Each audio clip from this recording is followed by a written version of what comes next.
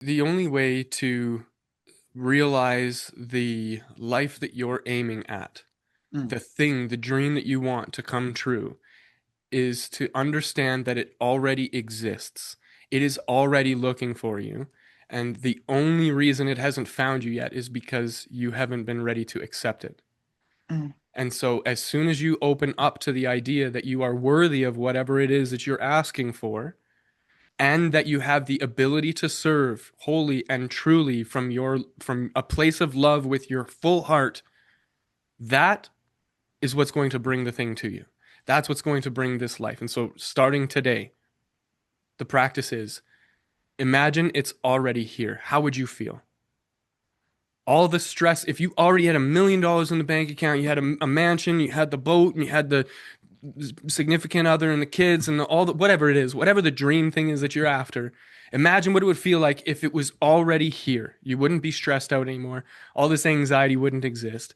Everything would feel like a puzzle. Everything would feel like a game. Everything would feel like it was fun and enjoyable and exciting to try. And I get that your whole life leading up to this point, maybe you missed this part of it, and so it's going to be really challenging for you to have that reframe. But I'm going to say this right now. Already having the information, already knowing some of the stuff that Josh and Lisa is sharing, some of the stuff that I've shared with you today has already changed your picture. All you have to do is just see it now. You just have to keep looking for it, keep finding more evidence, and build up an undeniable stack of evidence that you are who you think you are, and that you're showing up in the world the way that you want to show up. You don't have to have all of those things in order to be the person that you're meant to be right mm. now. You just have to be the person that you're meant to be right now. And that comes from asking yourself in the most difficult of situations, even in the easy stuff, how would the best version of me show up here? Mm. You're fighting with your husband, you're in an argument with a friend, you're doing whatever, you're doing some business or something like that, and it's hard, and you're like you're ready to yell, or you're ready to give up, or you're ready to whatever that is, and you know what your natural reaction is, or what action has been programmed into you over years and years and years. You already know what that is. And so just stop it right there for 1 second and go, wait a minute, wait a minute, wait a minute. Because this is a hard one, right? Wait a minute. What would the best version of me do right now? If the best version of me was here right now, what would they do? And then, as hard as it might be, take the action, right? Mm. I'm, I'm having a conversation with my girlfriend. This is like the first 6 months that we were together. And it turns into a bit of a heated thing.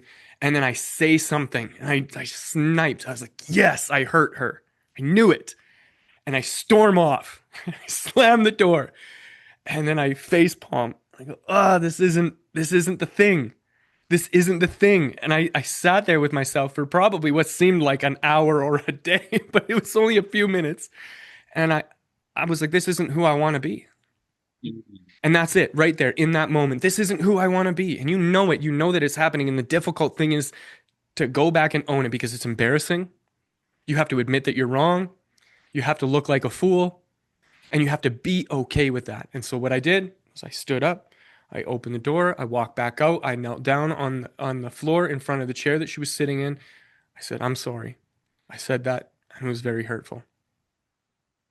And then I let her have that. There was no justification. There was no saying anything. There was no making a reason for why I did the thing. This is another perfect example of that. You just have to catch yourself in those difficult moments and then prove to yourself that you can be the best version of yourself. And the more you do that, the more you stack it up, the more powerful you're going to become, and the more you can manifest goodness into your life.